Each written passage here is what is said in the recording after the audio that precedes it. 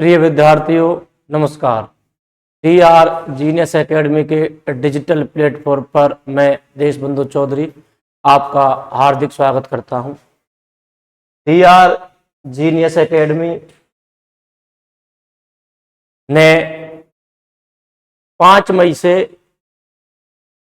First grade school व्याख्याता परीक्षा के लिए क्रैश कोर्स शुरू किया था, जो लगातार चल रहा है। इसके माध्यम से हमारा मुख्य उद्देश्य यह है कि आपको कम समय में वो चीज़ें उपलब्ध करवाई जाए, वो कंटेंट उपलब्ध करवाया जाए, वो तरीके उपलब्ध करवाए जाए जो परीक्षा में आपके लिए उपयोगी साबित होंगे।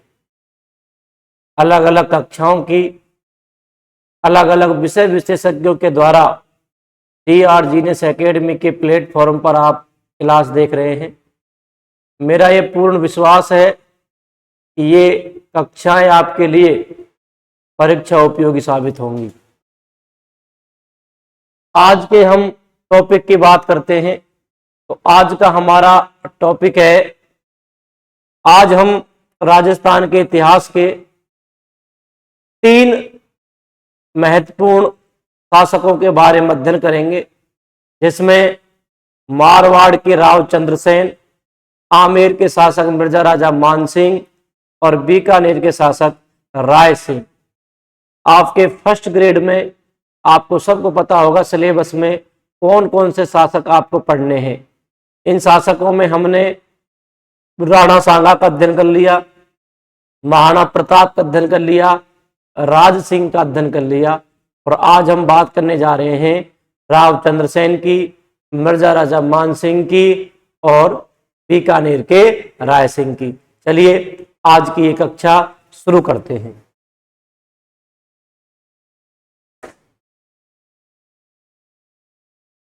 सबसे पहले बात करते हैं हम चंद्रसेन की।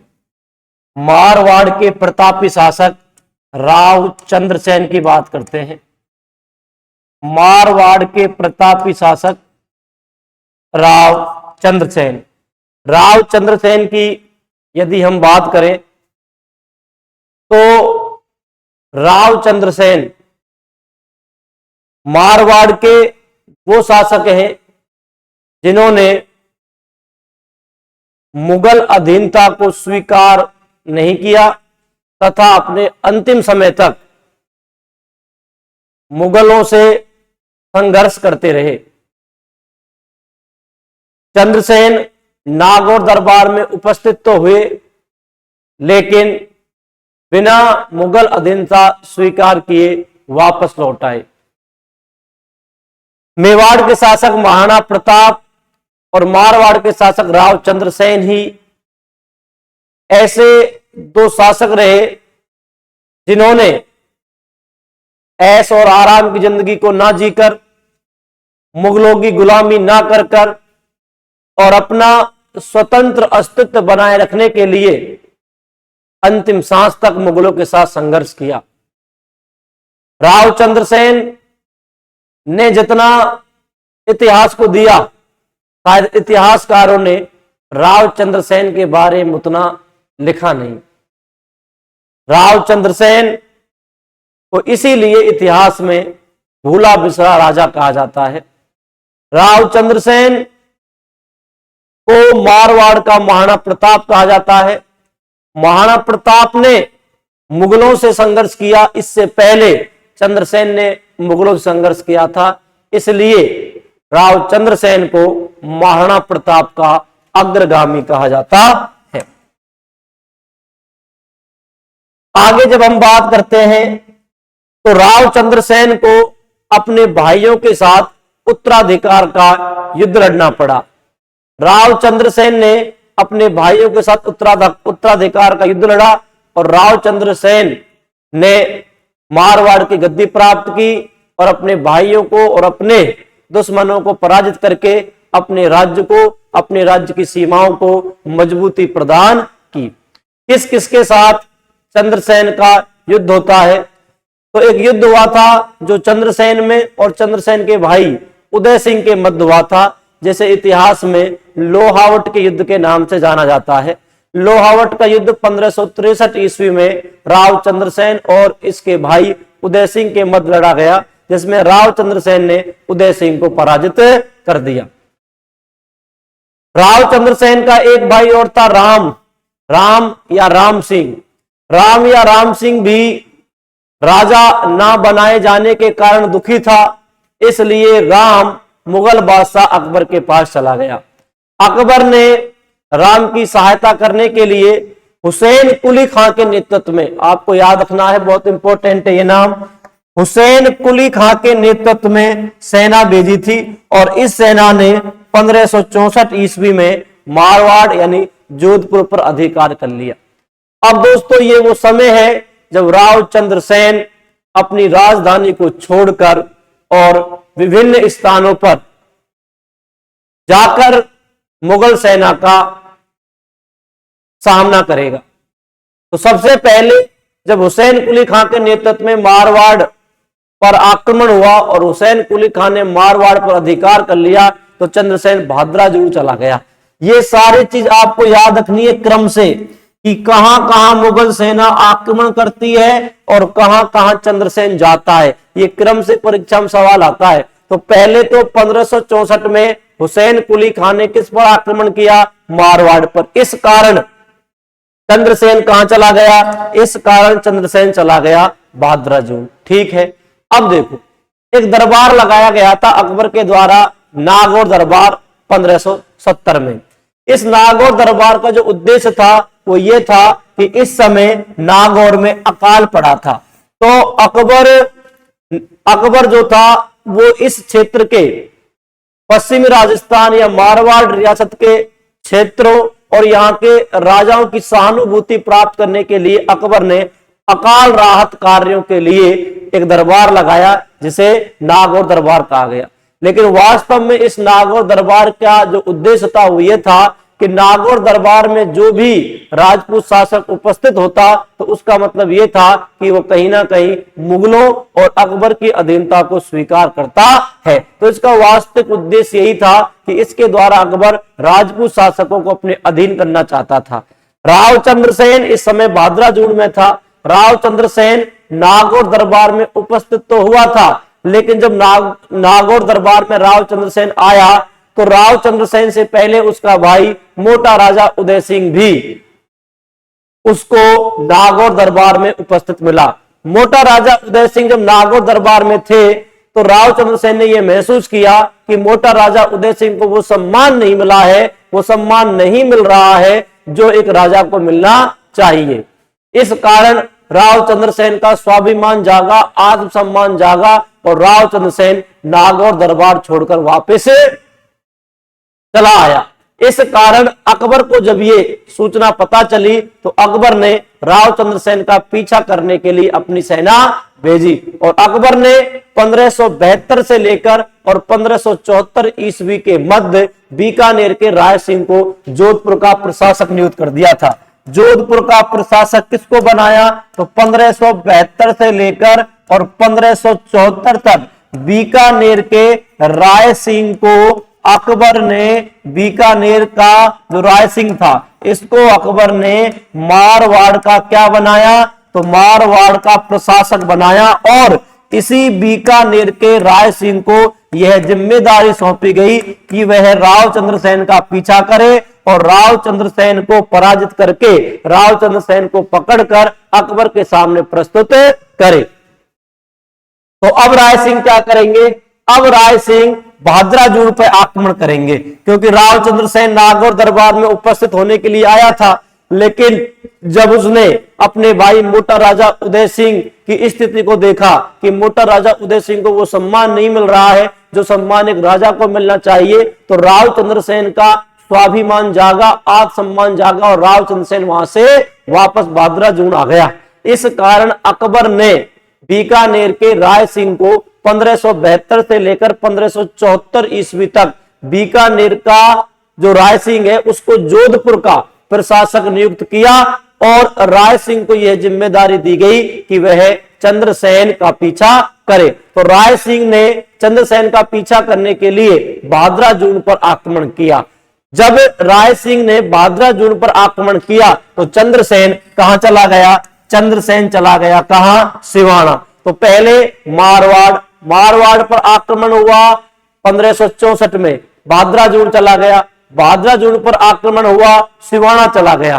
ठीक है। इसके बाद राय सिंह ने सोजत पर आक्रमण किया और सोजत पर अधिकार किसका था? सोजत पर अधिकार था कल्ला राठौड़ का। कल्ला राठौड़ कौन थे? तो कल्ला राठौड़ राव चंद्रसेन के भतीजे थे और राव चंद्रसेन के भाई राम के पुत्र थे। तो राय सिंह ने सोजत पर आक्रमण किया और कल्ला राठौड़ को पराजित कर दिया। इसके बाद राय सिंह सिवाना पर आक्रमण करेगा, लेकिन जब राय सिंह ने सिवाना पर आक्रमण किया तो चंद्रसेन कहां चला गया? कान्होजा चला गया। अब देखिए दोस्तों, कहीं ना कहीं राय सिंह असफल हो रहा है। राय सिंह ने सबसे पहले कहा आक्रमण किया? राय सिंह ने भादरा जून आक्रमण किया। जब भादरा जून पर आक्रमण किया तो चंद्रसेन कहां चला गया? चंद्रसेन चला गया कहां? सिवाना। जब सिवाना पर आक्रमण किया तो चंद्रसेन कहां चला गया? कान्होजा चला गया। ये एक तरह से राय सिंह की कहीं ना कहीं असफलता है। इसलिए मुगल बादशाह अकबर ने राय सिंह को वापस बुलाया। राय सिंह जब असफल हो गया तो अकबर ने अगला जो सैन्य अभियान भेजा वो भेजा जलाल खां के नेतृत्व में। लेकिन जलाल खां जब अपनी सेना को लेकर गया और जब जलाल खां का सामना हुआ राव चंद्रसेन से, तो राव चंद्रसेन ने जलाल खां की क्या कर दी? हत्या कर दी। तो इस अभियान के दौरान जलाल खां मारा गया। तो पहले राय सिंह भेजा, राय सिंह के असफल होने के बाद जलाल खां भेजा, जलाल खां मारा गया। इसके बाद अकबर ने किसको भेजा? इसके बाद अकबर ने भेजा किसको? शाहबाज खां को। किसको भेजा? शाहबाज खां को भेजा। और शाहबाज खां ने 1575 ईस्वी में मारवाड़ के राठौड़ों की संकटकालीन या आपातकालीन राजधानी कहे जाने वाले सिवाना दुर्ग पर अधिकार कर लिया। ये वही शाहबाज खां है जो 1578 में किस पर आक्रमण करेगा? कुंभलगढ़ दुर्ग पर आक्रमण करके कुंभलगढ़ दुर्ग पर क्या कर लेगा?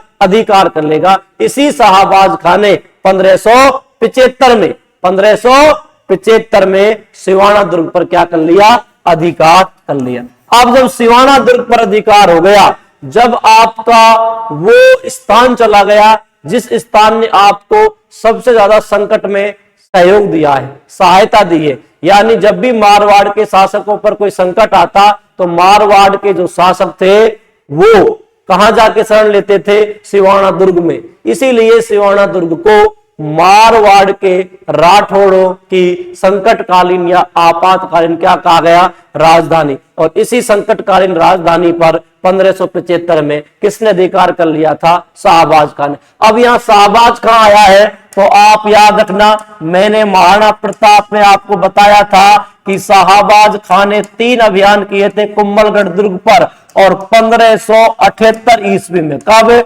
1578 ईस्वी में यही शाहबाज खां किस दुर्ग पर आक्रमण करता है? कुंभलगढ़। और कुंभलगढ़ दुर्ग पर आक्रमण करके कुंभलगढ़ दुर्ग पर क्या कर लेता है? अधिकार कर लेता है। ये सारी बातें आपको याद रखनी है। 1575 में सिवाना पर और 1578 में कुंभलगढ़ पर अधिकार करता है कौन? शाहबाज खां। अब जब सिवाना दुर्ग पर जब अधिकार हो गया शाहबाज खां का, मुगलों का अधिकार हो गया, तो राव चंद्रसेन के सामने बड़ी समस्या आई। राव चंद्रसेन को धन की आवश्यकता थी, राव चंद्रसेन को अपनी सेना को संगठित करने की आवश्यकता थी। इसलिए राव चंद्रसेन ने 1576 में राव चंद्रसेन ने पोकरण को 1 लाख फादिये में हर राय भाटी को भेज दिया। किसको भेज दिया? तो पोकरण है उसको जैसलमेर के शासक हर्राय भाटी को 1 लाख फादिये में ये बेच देता है, और 1 लाख फादिये के द्वारा ये अपनी आर्थिक स्थिति मजबूत करता है। और इसके बाद चंद्रसेन मुगल ठिकानों पर आक्रमण करना शुरू कर देता है और सबसे पहले 1580 ईस्वी में सोजत पर अधिकार कर लेता है। ये वही सोजत है जिस सोजत को राय सिंह ने जीत लिया था कल्ला राठौड़ को पराजित करके इसी सोजत को वापस प्राप्त कर लेता है 1580 ईस्वी में राव चंद्रसेन। तो राव चंद्रसेन ने 1580 में किस पर अधिकार कर लिया? सोजत पर अधिकार कर लिया। लेकिन अगले ही साल 11 जनवरी 1581 ईस्वी को वही बात है जो राजपूतों के बारे में कही जाती है, हमें तो अपनों ने लूटा, गैरों में कहां दम था।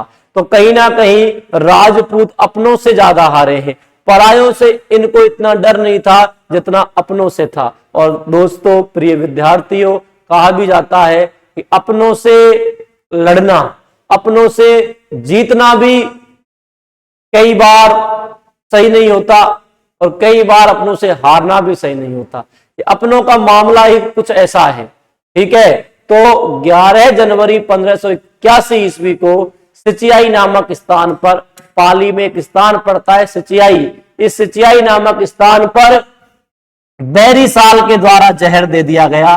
किसको? राव चंद्रसेन को।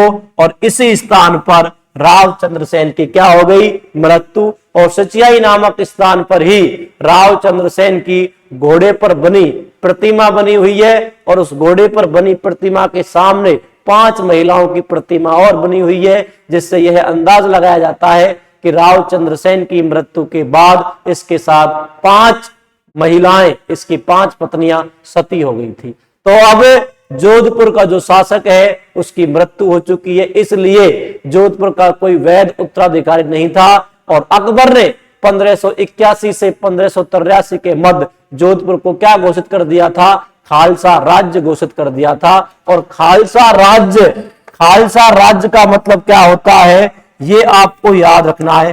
खालसा राज्य का मतलब होता है कि जिस पर केंद्र का नियंत्रण होता है उसको खालसा कहते हैं। तो खालसा का मतलब क्या होता है? वो राज्य जो सीधे प्रत्यक्ष रूप से, जैसे आजकल आप देखते हो जब राज्यों में राष्ट्रपति शासन लगता है, तो राज्यों में राष्ट्रपति शासन लगने के बाद राज्यों का जो शासन है वो प्रत्यक्ष रूप से किसके नियंत्रण में आ जाता है? केंद्र के नियंत्रण में आ जाता है। ऐसे ही खालसा का मतलब होता था जब किसी रियासत का कोई राजा नहीं होता था, कोई उत्तराधिकारी नहीं होता था, तो वो सीधा केंद्र के नियंत्रण में आ जाता था। और केंद्र कौन है? केंद्र है मुगल। ठीक, तो प्रत्यक्ष रूप से किसके नियंत्रण में होता है खालसा राज्य? तो प्रत्यक्ष रूप से खालसा राज्य होता है किसके नियंत्रण में? केंद्र के नियंत्रण, प्रत्यक्ष रूप से केंद्र के नियंत्रण में होता है खालसा राज्य। तो 1581 से 1583 के मध्य जोधपुर क्या रहा?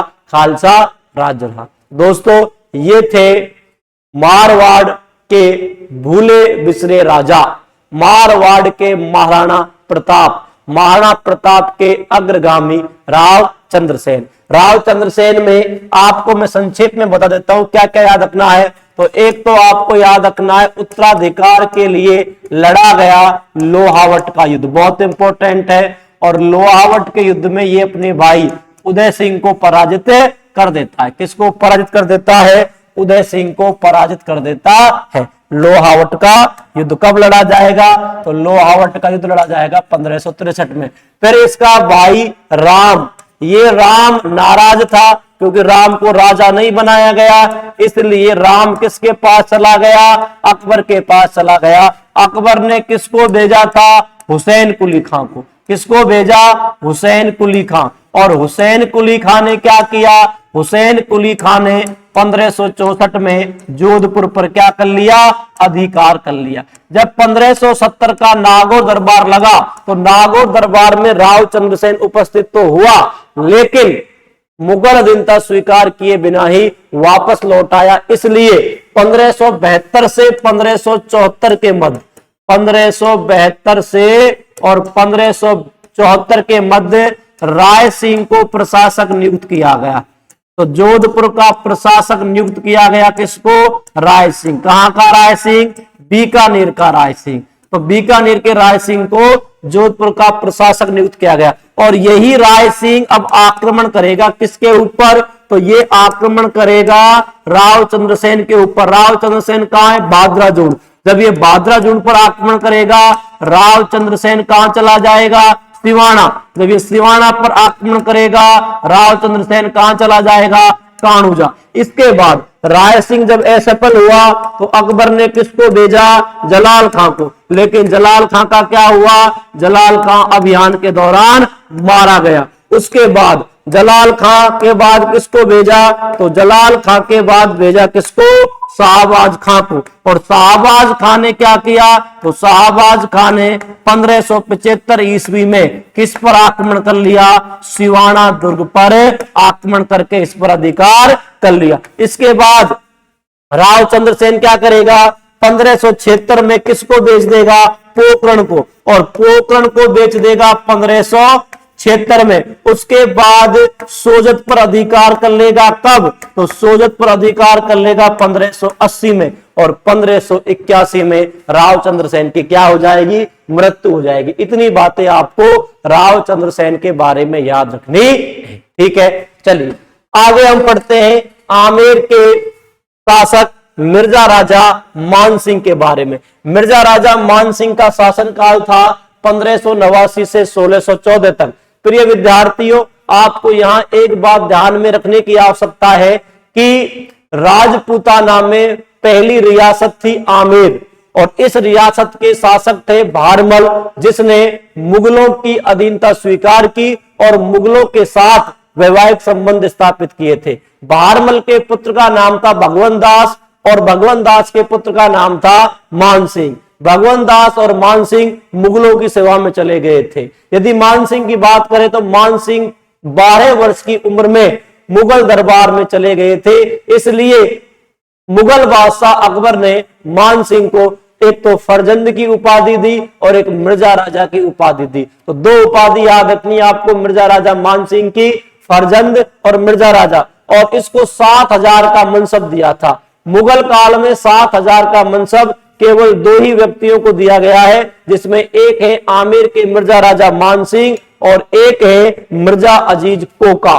ये 2 बात आपको बहुत याद रखनी है। मनसब के बारे में यदि मैं आपसे संक्षेप में बात करूं तो मनसब एक अरबी भाषा का शब्द होता है और अरबी भाषा में मनसब का अर्थ होता है पद, और इस पद को धारण करने वाला जो व्यक्ति होता है वो मनसबदार कहलाता है। मनसबदारी व्यवस्था को मुगल बादशाह अकबर ने मुगल सैनिक व्यवस्था की रीढ़ माना और मुगल सैनिक व्यवस्था को अकबर ने मनसबदारों के माध्यम से आगे बढ़ाया, जिसमें व्यक्ति को एक पद दिया जाता था और उस पद के अनुसार उसकी जात और सवार का निर्धारण किया जाता था। तो मनसब में आपको 2 बातें याद रखनी है, एक तो होता है जात और एक होता है सवार। जात का मतलब क्या होता है और सवार का मतलब क्या होता है? तो मनसब क्या है? मनसब एक अरबी भाषा का शब्द है और अरबी भाषा में मनसब का अर्थ होता है पद। पद का मतलब होता है रैंक। आज भी आपके जो भी सरकारी नौकरियां हैं, जो भी डिपार्टमेंट हैं, वो भी इसी के द्वारा चलते हैं। रैंक वाइज उनमें स्थान दिया जाता है। इसी को मुगल काल में मनसब कहते थे। मनसब में जात का मतलब होता है मनसबदार को मिलने वाला वेतन और सवार का मतलब होता है मनसबदार को मिलने वाली सैनिकों की संख्या। जिस मनसबदार का जितना ज्यादा मनसब होगा उसको उतना ही ज्यादा वेतन मिलेगा और उतने ही ज्यादा उसको क्या मिलेंगे? सैनिक मिलेंगे। तो सबसे ज्यादा जो मनसब मिला था वो मानसिंह को मिला था 7000 का मनसब, और इसके साथ साथ मिला था मिर्जा अजीज कोका को। दोस्तों, ये कहा जाता है कि इतिहास में मुगल काल में अकबर महान था, लेकिन अकबर को महानतम बनाने में कहीं ना कहीं मानसिंह की महत्वपूर्ण भूमिका थी।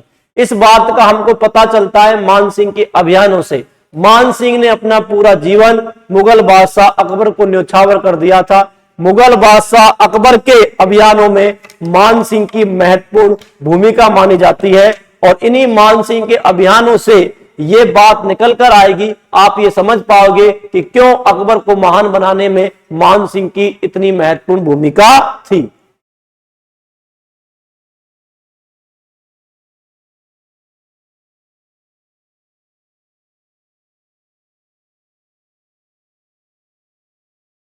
हम मानसिंह के अभियानों की बात करते हैं। मानसिंह के अभियान, एक तो देखो मानसिंह के अभियान आपकी क्रम से याद होने चाहिए। आपसे 4 अभियान देके ये पूछेगा कि मान सिंह के इन अभियानों को आरोही क्रम में व्यवस्थित कीजिए या अवरोही क्रम में व्यवस्थित कीजिए, या इनका सही क्रम क्या है। तो आपको पूरा शुरू से लेकर एंड तक सारे अभियान क्रम से याद होने चाहिए। तो पहला है रणथंभौर अभियान। देखो, रणथंभौर के शासक हुआ करते थे सुरजन राय हांडा।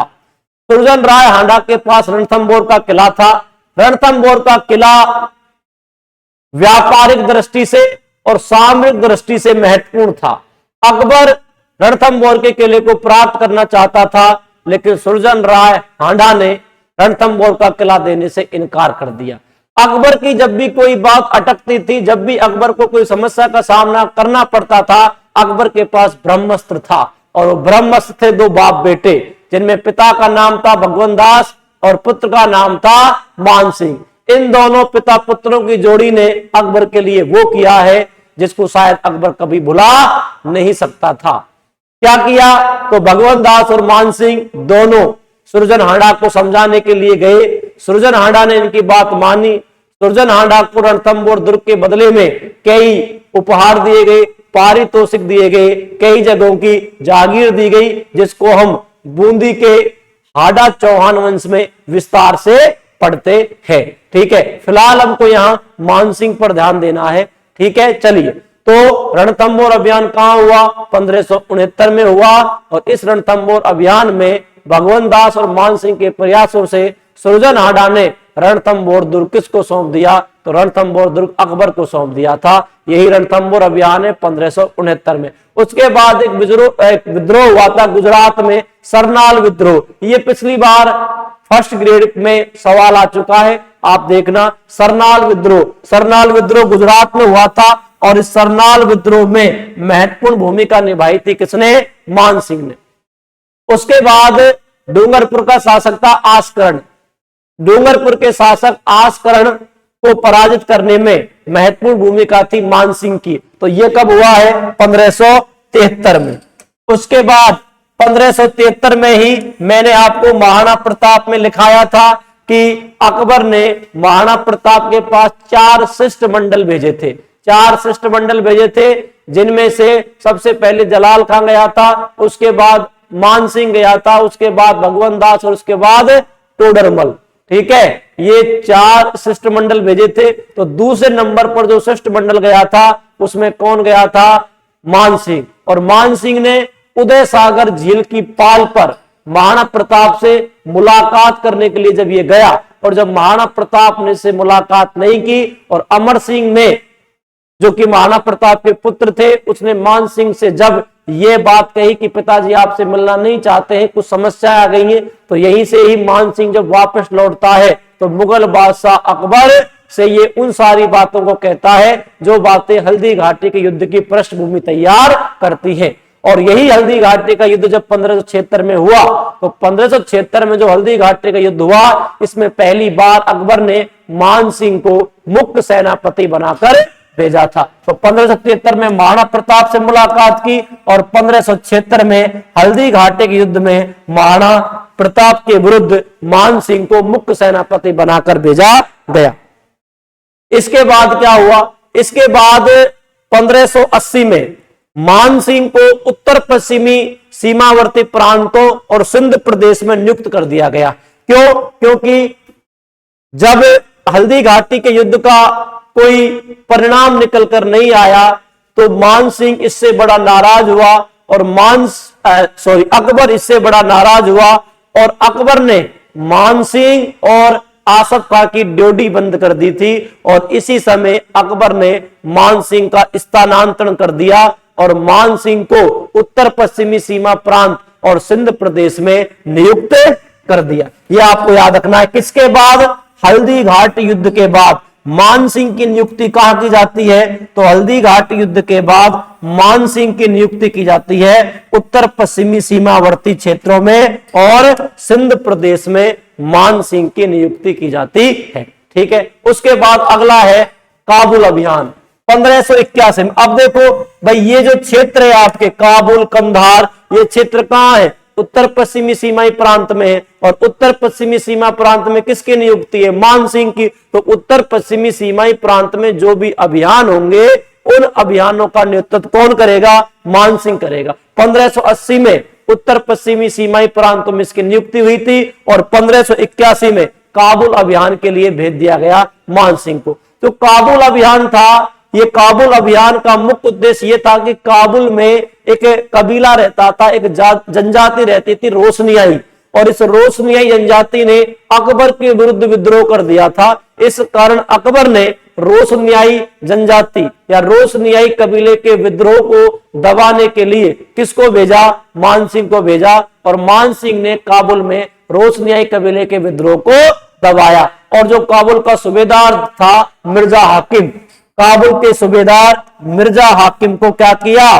पराजित किया, और रोशनियाई जो कबीला था, जो जनजाति थी, इसके विद्रोह को मान सिंह ने दबाया। ठीक है, इस कारण 1585 में, सुपर इंपोर्टेंट है, 1585 में मान सिंह को काबुल का क्या बना दिया गया? सूबेदार। इससे अकबर बड़ा प्रसन्न हुआ और अकबर ने काबुल की सूबेदारी किसको सौंप दी? मान सिंह को सौंप दी 1585 में। काबुल अभियान कब किया है? 1581 में। काबुल अभियान क्यों किया है? काबुल अभियान का मुख्य उद्देश्य है रोशनियाई जनजाति के विद्रोह को दबाना, और इस रोशनियाई जनजाति के विद्रोह को दबाया, और इस रोशनियाई जनजाति के विद्रोह को हवा कौन दे रहा था?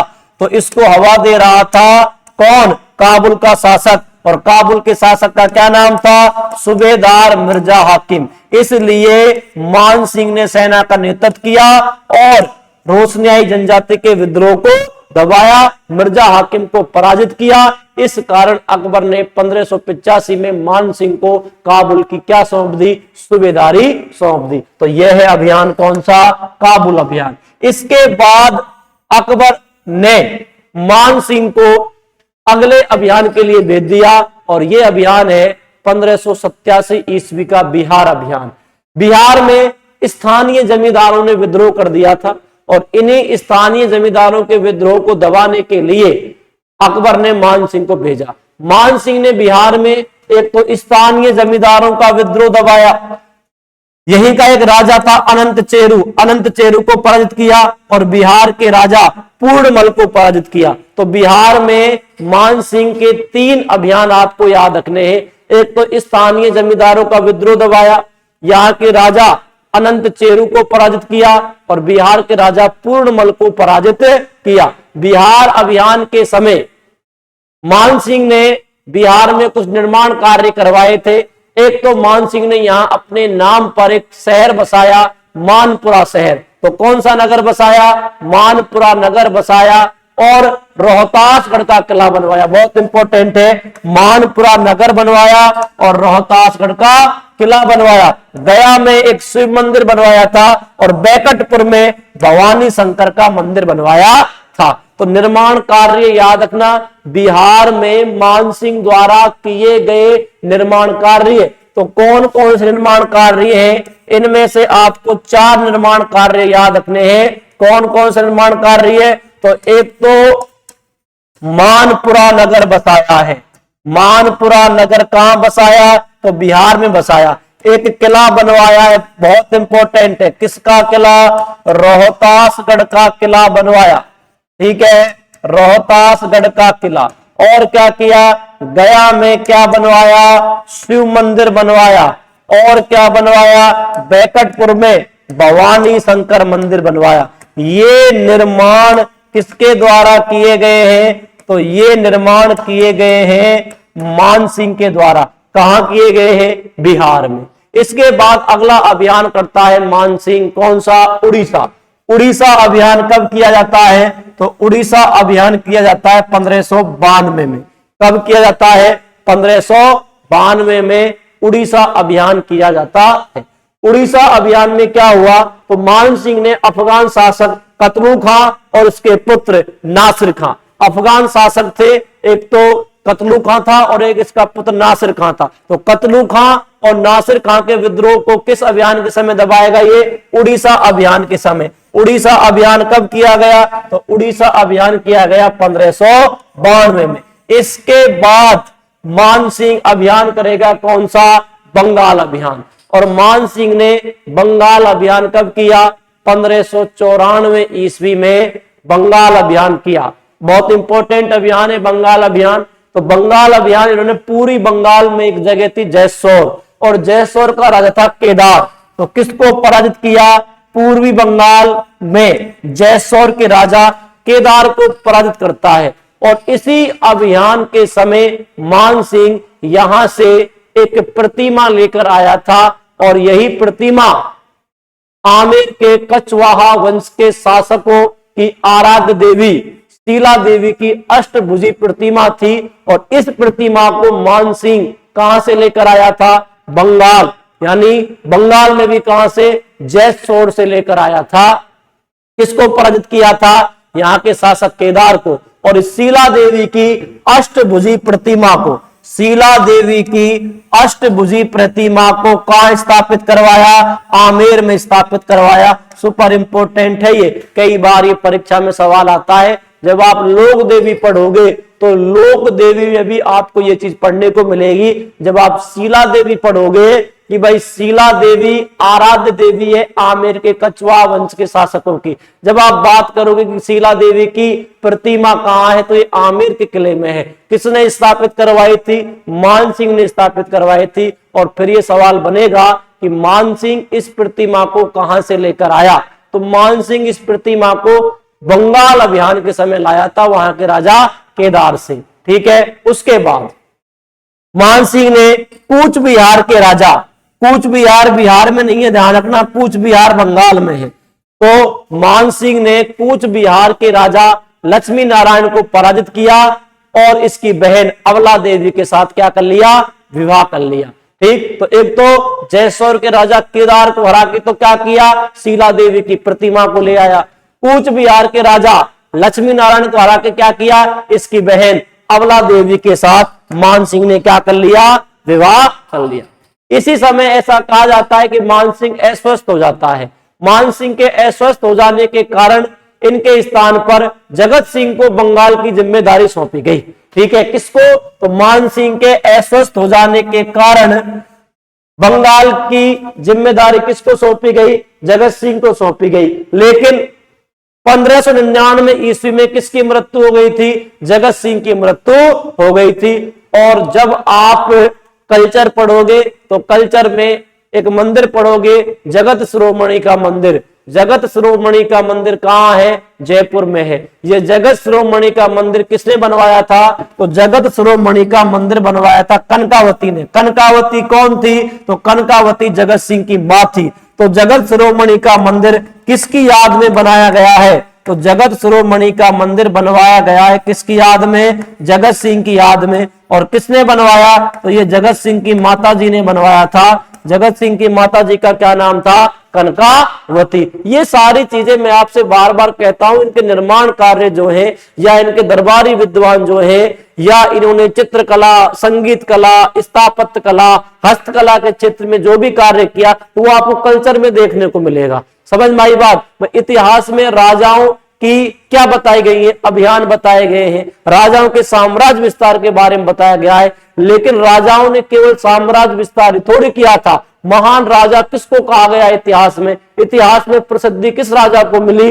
जिस राजा ने साम्राज्य विस्तार के साथ साथ अन्य कलाओं में भी अपने राज्य को ऊंचाइयों पर जो ले गया। महाराणा कुंभा का शासनकाल स्वर्णकाल क्यों कहलाता है? इसीलिए कहलाता है कि महाराणा कुंभा ने केवल अभियान ही नहीं किए, ठीक है, एक अच्छा राजा होने के साथ साथ महाराणा कुंभा एक अच्छा गायक था, एक अच्छा वास्तुकार था, एक अच्छा चित्रकार था, एक अच्छा बुद्धिजीवी था। तो ये मल्टी टैलेंटर अगर जो भी शासक हुआ उस शासक का शासनकाल स्वर्णकाल कहा जाएगा। और वही शासक अपने साम्राज्य को स्थायित्व देने के बाद अपने साम्राज्य को अन्य विधाओं में भी ऊंचाइयों तक ले जाएगा। तो ये जो चीजें हम पढ़ते हैं वो कल्चर का पार्ट हो जाती है। ठीक है। चलिए, उसके बाद 1605 में मृत्यु हो गई किसकी? अकबर की। और अकबर की मृत्यु के बाद अगला मुगल बादशाह कौन बना? जहांगीर। देखो जहांगीर जो था वो मान सिंह पर कम विश्वास करता था, इसलिए मान सिंह को इसने दक्षिण भारत में भेज दिया।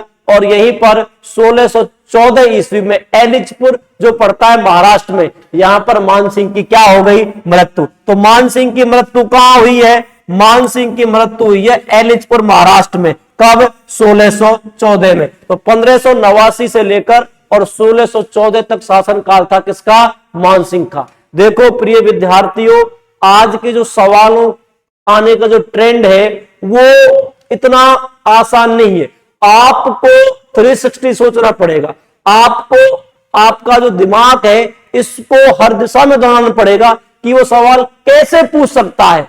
और जिस दिन आपके ये बात समझ में आ गई कि सवाल बनते कैसे हैं, यकीन मानिए आपका आधा सा काम तो उसी टाइम हो जाएगा। जिस दिन आप ये समझ गए कि सिलेबस को पढ़ना कैसे है, ठीक है, यहां से सवाल कैसे आते हैं, शॉर्ट नोट्स कैसे बनाए जाते हैं, इन चीजों को यदि आप समझ गए तो आप ये मानिए कि प्रतियोगी परीक्षाओं को पास करने का तरीका आप पर आता है। ठीक है, स्मार्ट वर्क इसी को कहा जाता है।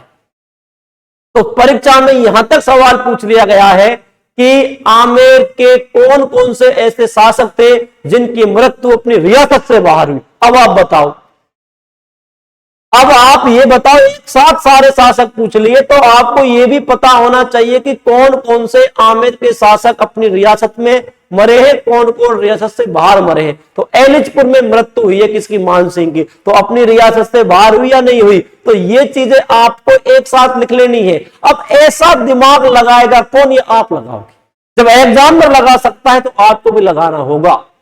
सवाल किसी भी तरीके से बनकर आ सकता है। तो एलिचपुर महाराष्ट्र में मानसिंह की क्या हुई? मृत्यु हुई। इंपॉर्टेंट बात क्या है? इंपॉर्टेंट बात है आपको मानसिंह के अभियान याद रखने हैं। पहली बात, एक बार मैं आपको रिवाइज करा देता हूं, मानसिंह के अभियान बड़े इंपॉर्टेंट है। मानसिंह के अभियान में आपको सबसे पहले रणथंबोर अभियान याद रखना है, 1569 में हुआ। उसके बाद आपको याद रखना है सरनाल विद्रोह 71-72 में हुआ था। उसके बाद आपको याद रखना है डूंगरपुर के शासक आशकर्ण को पराजित किया 1573 में। उसके बाद आपको याद रखना है 1573 में ही महाराणा प्रताप से मुलाकात की। 1576 में हल्दी घाटी का युद्ध हो गया। उसके बाद इसको 1580 में कहां भेज दिया गया? उत्तर पश्चिमी सीमाई प्रांतों में भेज दिया गया। उसके बाद 1581 में कहां भेज दिया गया?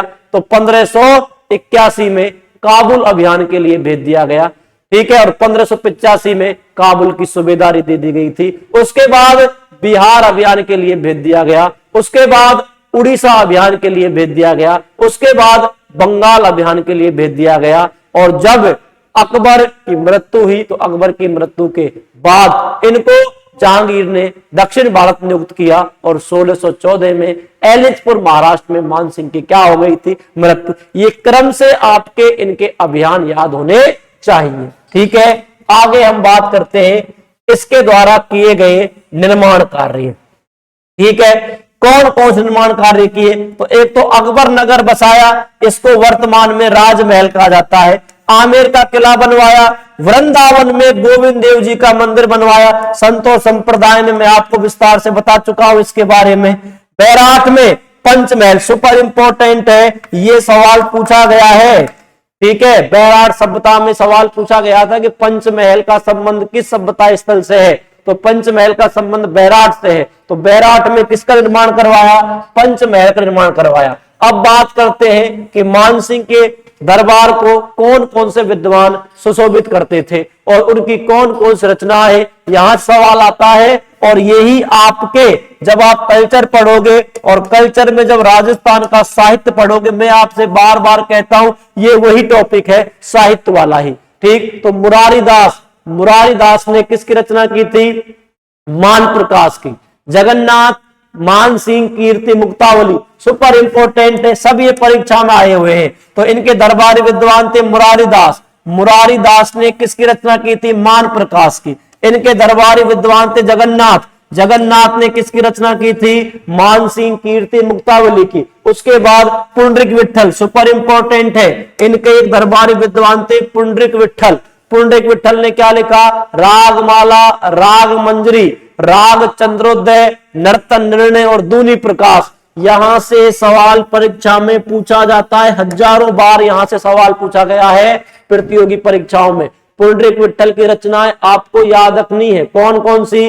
रागमाला, राग मंजरी, राग चंद्रोदय, नर्तन निर्णय और दूनी प्रकाश। ठीक है, मुरारी दास ने क्या लिखा? मान प्रकाश। जगन्नाथ ने क्या लिखा? मान सिंह कीर्ति मुक्तावली। दलपत राज ने किस किस की रचना की थी? तो पत्र प्रशस्ति और पवन पश्चिम।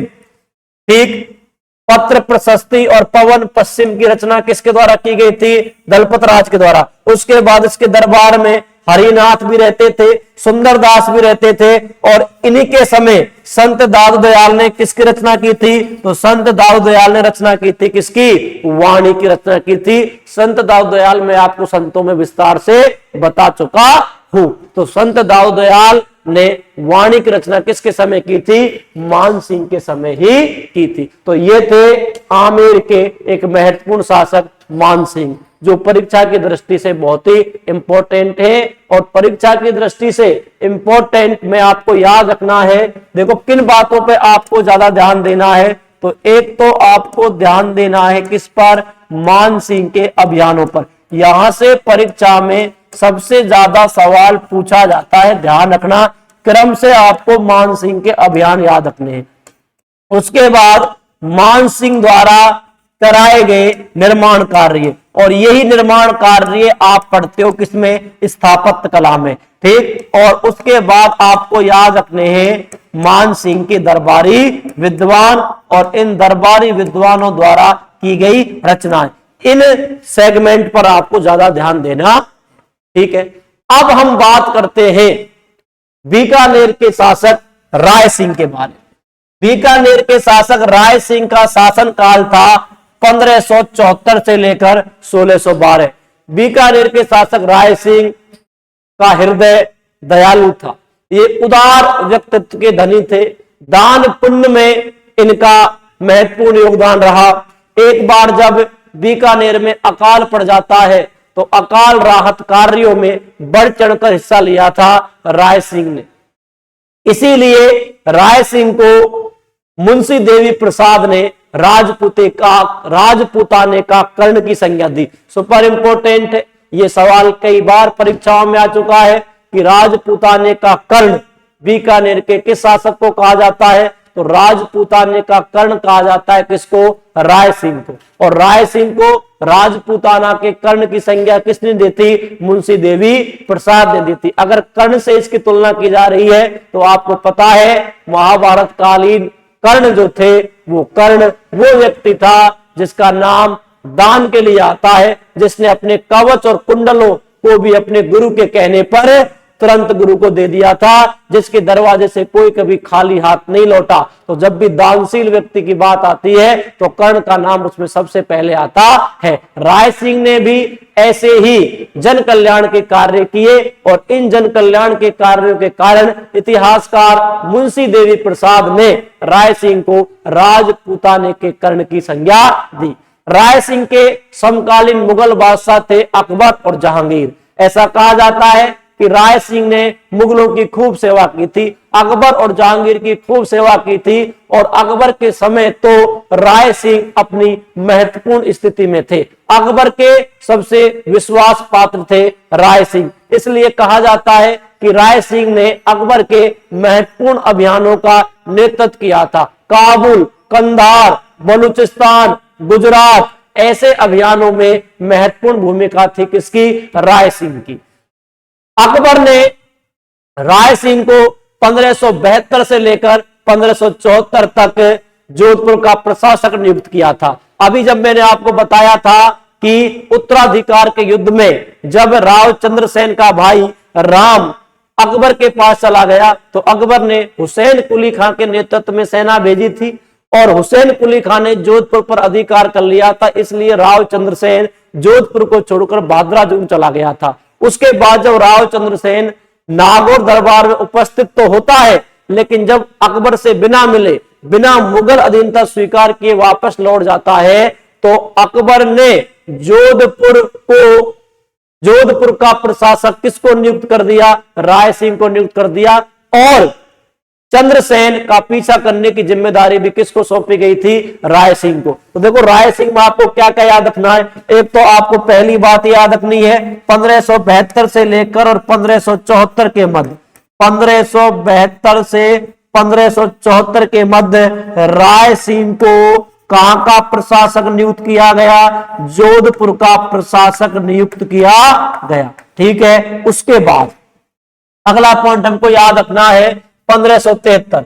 1573 में गुजरात में क्या हुआ? गुजरात के जो मिर्जा बंधु थे, गुजरात के मिर्जा बंधुओं ने विद्रोह कर दिया था अकबर के खिलाफ, और अकबर ने अपनी सेना भेजी। इस सेना के साथ भेजा गया किसको? राय सिंह को। और राय सिंह ने कठौती नामक स्थान पर किसको पराजित किया? इब्राहिम हुसैन मिर्जा को पराजित किया। कठौती नामक स्थान पर ये किसको पराजित करेगा? इब्राहिम हुसैन मिर्जा को पराजित करेगा। तो देखो ये जो समय है ना आपका 1572 और 1573, ये वो समय है जब राय सिंह क्या है? बीकानेर का शासक नहीं है राय सिंह।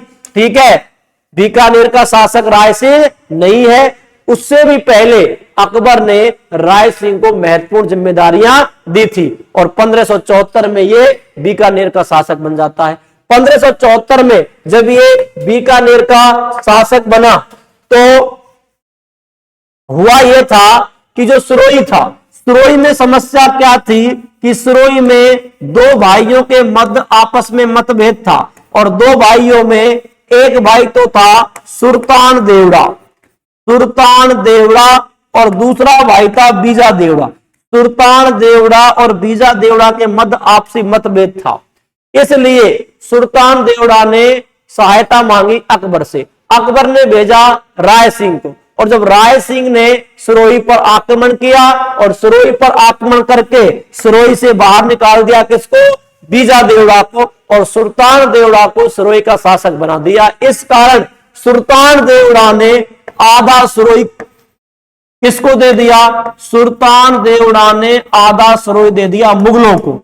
यही आधा सिरोही आपको मैंने बताया जब मैं आपको महाराणा प्रताप पढ़ा रहा था कि उदय सिंह ने महाराणा प्रताप को अपना उत्तराधिकारी नियुक्त ना करके धीर भाई भटियाणी के पुत्र जगमाल को अपना उत्तराधिकारी नियुक्त कर दिया था। इस कारण जगमाल को गद्दी से उतार दिया गया और महाराणा प्रताप को गद्दी पर बैठा दिया गया, जैसे राजमहलों की क्रांति कहा गया। और ये जगमाल मुगल बादशाह अकबर के पास चला जाएगा। मुगल बादशाह अकबर ने जगमाल को यही आधा सिरोही दिया था, जो आधा सिरोही मुगलों को किससे मिला था? सुल्तान देवड़ा से। लेकिन कुछ समय बाद मुगल सेना में और सुल्तान देवड़ा में एक युद्ध लड़ा जाता है, और उस युद्ध को कहते हैं दत्तानी का युद्ध। दत्तानी का युद्ध कब लड़ा जाता है? दत्तानी का युद्ध लड़ा जाता है 1583 में। दत्तानी के युद्ध में सुल्तान देवड़ा ने मुगल सेना को पराजित कर दिया, और इस युद्ध में जगमाल मारा गया।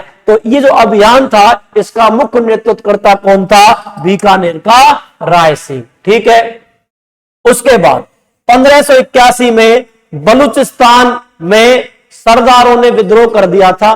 तो इन बलूच सरदारों के विद्रोह का दमन करने के लिए मान सिंह कछवाहा को भेजा गया था, लेकिन मान सिंह कछवाहा की सहायता के लिए किसको भेजा गया? राय सिंह को। अभी मैंने आपको बताया कि हल्दी घाटी के युद्ध के बाद मान सिंह की नियुक्ति कहां कर दी थी? उत्तर पश्चिमी सीमांत प्रदेशों में और सिंध प्रांत में कर दी थी, और वहां पर बलूचों ने विद्रोह कर दिया था, और इन बलूचों का विद्रोह करने के लिए मान सिंह को भेजा गया था। लेकिन मान सिंह की सहायता करने के लिए किसको भेजा गया? राय सिंह को। उसके बाद 1591 में जब कंधार में विद्रोह हो गया था, तो कंधार का विद्रोह दबाने के लिए खाने खाना को भेजा गया था, और इस खाने खाना की सहायता के लिए किसको भेजा गया? राय सिंह को। राय सिंह का स्वैग देख रहे हो आप? देखो, मान सिंह जैसे महान सैनिक, महान शासक, महान योद्धा के साथ भी राय सिंह जा रहा है, खाने खाना के साथ भी राय सिंह जा रहा है। तो ये कहीं ना कहीं राय सिंह के प्रति अकबर के विश्वास को दर्शाता है कि अकबर राय सिंह की वफादारी पर कितना विश्वास करता था। तो 1581 में बलूचिस्तान अभियान के लिए राय सिंह को भेजा गया। 1591 में कंधार अभियान के लिए राय सिंह को भेजा गया। 1574 में सिरोही अभियान के लिए राय सिंह को भेजा गया। और कौन कौन से अभियान करता है राय सिंह? 1573 में बुरहान मुल्क ने विद्रोह कर दिया था, और बुरहान मुल्क के विद्रोह को दबाने के लिए दानियाल को भेजा गया था। कहां भेजा गया? सिंध में एक जगह पड़ती है ठट्टा, तो ठट्टा अभियान पर कौन गया? दानियाल। लेकिन दानियाल की सहायता करने के लिए भी किसको भेजा गया? दानियाल के साथ किसको भेजा गया? राय सिंह को भेजा गया। ठीक है। उसके बाद महाराणा प्रताप ने अकबर के दिन स्वीकार नहीं की थी। 1597 में महाराणा प्रताप की मृत्यु हो गई थी। महाराणा प्रताप की मृत्यु के बाद अगला शासक बना था अमर सिंह प्रथम।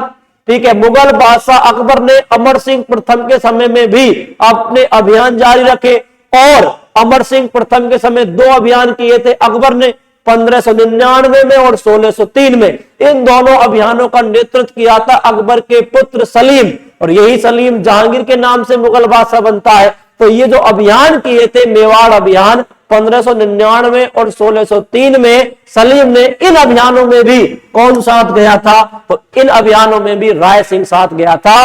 और इन सारे अभियानों में राय सिंह की महत्वपूर्ण भूमिका थी, और राय सिंह के अभियानों में किए गए योगदान के कारण अकबर खुश हुआ और अकबर ने प्रसन्न होकर राय सिंह को 1593 ईस्वी में तो जूनागढ़ का प्रदेश दे दिया और 1604 में शमशाबाद तथा नूरपुर की क्या दी? जागीर दी और राय की उपाधि दी। सुपर इंपोर्टेंट है, ऐसे सवाल परीक्षा में आते हैं जागीरों वाले। आजकल एक नया ट्रेंड चला है और ये टॉपिक आपका है मुगल राजपूत संबंध, यानी राजपूत के वही शासक आपके सिलेबस में दिए गए हैं जिनका संबंध मुगलों से है, इससे ही तो मुगल राजपूत संबंध कहा जाता है। तो दोनों से लिंक करके सवाल बनाएगा, मुगल और उन मुगलों का संबंध किस राजपूत शासक से है, उनको आपस में जोड़ के वो सवाल बनाएगा।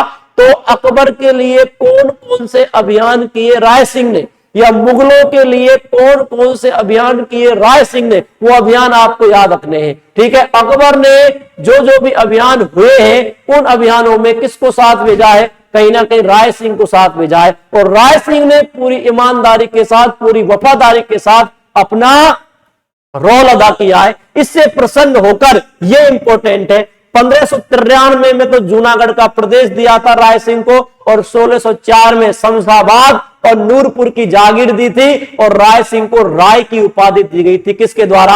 अकबर के द्वारा। तो अकबर ने राय सिंह की सेवाओं से प्रसन्न होकर, संतुष्ट होकर क्या दिया? जूनागढ़ का प्रदेश 1593 ईस्वी में जूनागढ़ का प्रदेश दिया गया और शमशाबाद और नूरपुर की जागीर दी गई। कहां कहां की जागीर? शमशाबाद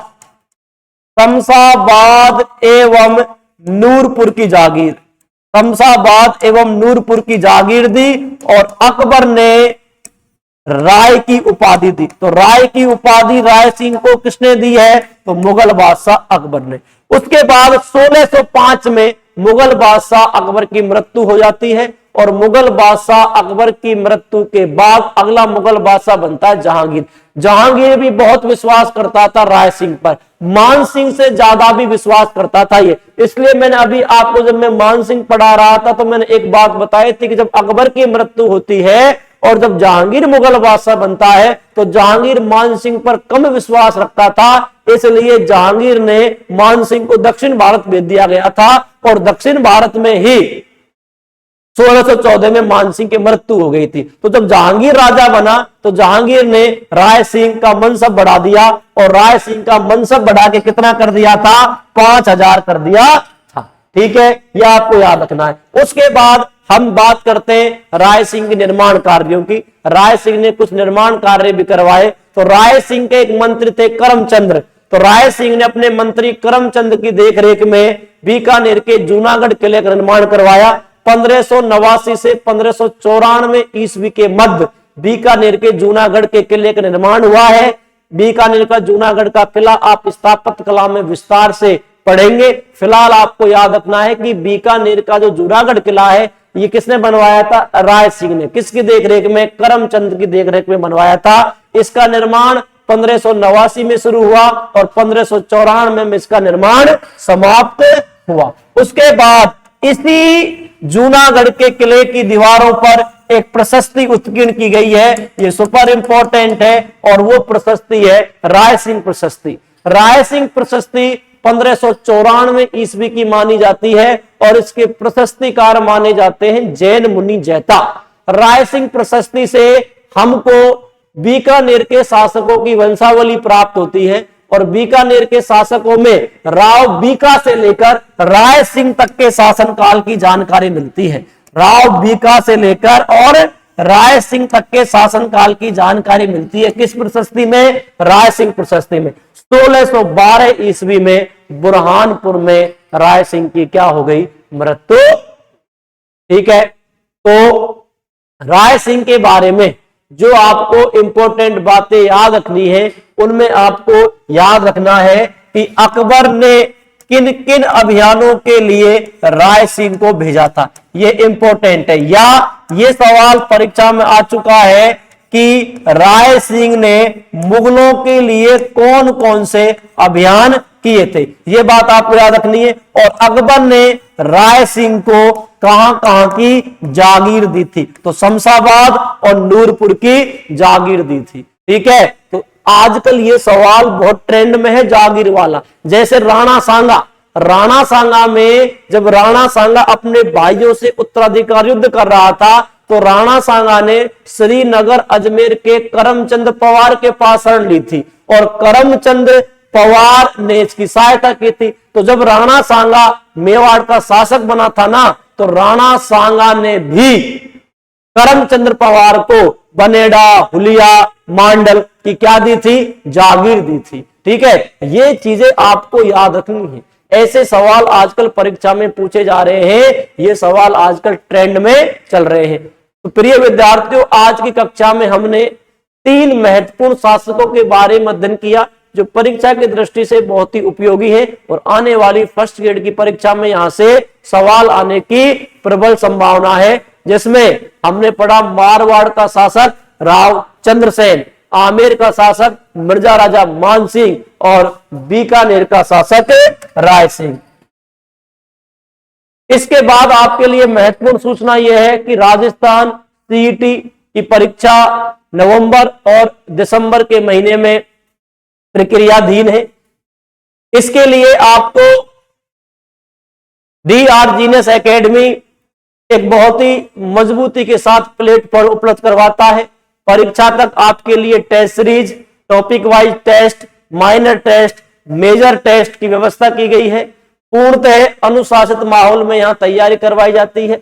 बैच में विद्यार्थियों की संख्या सीमित रखी जाती है। विषय विशेषज्ञों के द्वारा अध्ययन करवाया जाता है। परीक्षा उपयोगी मैटर दिया जाता है। प्रिंटेड सामग्री दी जाती है। तो आप भी सरकारी नौकरी के सपने को पूरा करने के लिए DR जीनियस एकेडमी के ऑनलाइन और ऑफलाइन प्लेटफॉर्म पर जुड़े, अपना रजिस्ट्रेशन करवाएं और अपनी सरकारी नौकरी की यात्रा को DR जीनियस एकेडमी के साथ शुरू करें। इन्हीं शब्दों के साथ मैं आज आपसे विदा लेता हूं। कल आपसे फिर मुलाकात होगी एक नए टॉपिक के साथ। धन्यवाद। जय हिंद, जय भारत।